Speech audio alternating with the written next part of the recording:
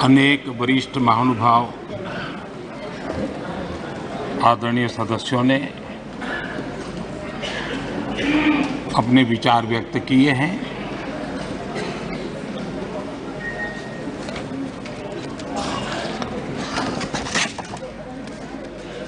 करीब सभी के विचार मुझ तक विस्तार से पहुंचे भी हैं। मैंने स्वयं भी कुछ भाषण सुने भी हैं। आदरणीय अध्यक्ष जी, देश की जनता ने हमारी सरकार के प्रति बार बार जो विश्वास जताया है, मैं आज देश के कोटि कोटि नागरिकों का आभार व्यक्त करने के लिए उपस्थित हुआ हूं।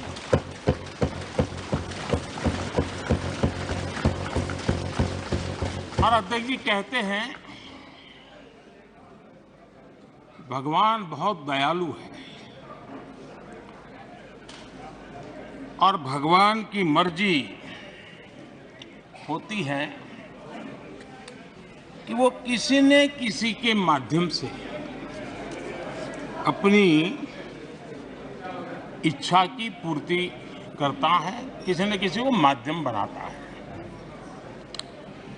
मैं इसे भगवान का आशीर्वाद मानता हूं कि ईश्वर ने विपक्ष को सुझाया और वो प्रस्ताव लेकर आए।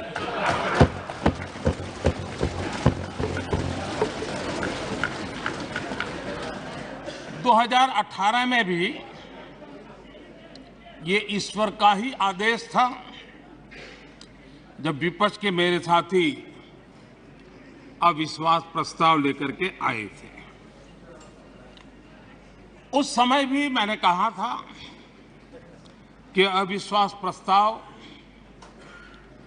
हमारी सरकार का फ्लोर टेस्ट नहीं है। मैंने उस दिन कहा था, बल्कि ये उन्हीं का फ्लोर टेस्ट है। ये मैंने उस दिन भी कहा और हुआ भी वही। जब मतदान हुआ तो विपक्ष के पास जितने वोट थे उतने वोट भी वो जमा नहीं कर पाए थे।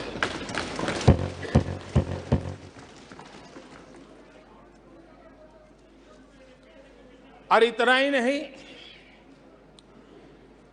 जब हम सब जनता के पास गए तो जनता ने भी पूरी ताकत के साथ इनके लिए नो कॉन्फिडेंस घोषित कर दिया। और चुनाव में एनडीए को भी ज्यादा सीटें मिली और भाजपा को भी ज्यादा सीटें मिली। यानी एक तरह से विपक्ष का अविश्वास प्रस्ताव हमारे लिए शुभ होता है।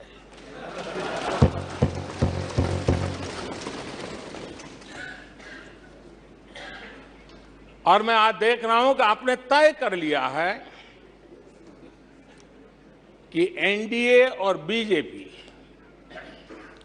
2024 के चुनाव में पुराने सारे रिकॉर्ड तोड़ करके भव्य विजय के साथ जनता के आशीर्वाद से वापस आएंगे। आदरणीय अध्यक्ष जी, विपक्ष के प्रस्ताव पर यहां 3 दिनों से अलग अलग विषयों पर काफी चर्चा हुई है। अच्छा होता कि सत्र की शुरुआत के बाद से ही विपक्ष ने गंभीरता के साथ सदन की कार्यवाही में हिस्सा लिया होता। बीते दिनों इसी सदन ने और हमारे दोनों सदन ने जनविश्वास bill, mediation bill, dental commission bill आदिवासियों के लिए जुड़े हुए bill, digital data protection bill, national research foundation bill, coastal aquaculture से जुड़ा बिल, ऐसे कई महत्वपूर्ण बिल यहां पारित किए। और ये ऐसे बिल थे जो हमारे फिशरमैन के हक के लिए थे और उसका सबसे ज्यादा लाभ केरल को होना था और केरल के सांसदों से ज्यादा अपेक्षा थी कि ऐसे बिल पर तो अच्छे ढंग से हिस्सा लेते, लेकिन राजनीति उन पर ऐसी हावी हो चुकी है कि उनको फिशरमैन की चिंता नहीं है। यहां नेशनल रिसर्च फाउंडेशन का बिल था, देश की युवा शक्ति के आशा आकांक्षाओं के लिए एक नई दिशा देने वाला बिल था। हिंदुस्तान को एक साइंस पावर के रूप में भारत कैसे उभरे, वैश्विक दीर्घदृष्टि के साथ सोचा गया था। उससे भी आपका इतराज। डिजिटल डाटा प्रोटेक्शन बिल, ये बिल अपने आप में देश के युवाओं के जज्बे में जिस बात आज प्रमुखता से है उससे जुड़ा हुआ था। आने वाला समय टेक्नोलॉजी ड्रिवन है। आज डाटा को एक प्रकार से सेकंड ऑयल के रूप में, सेकंड गोल्ड के रूप में माना जाता है। उस पर कितनी गंभीर चर्चा की जरूरत थी, लेकिन राजनीति आपके लिए प्राथमिकता थी।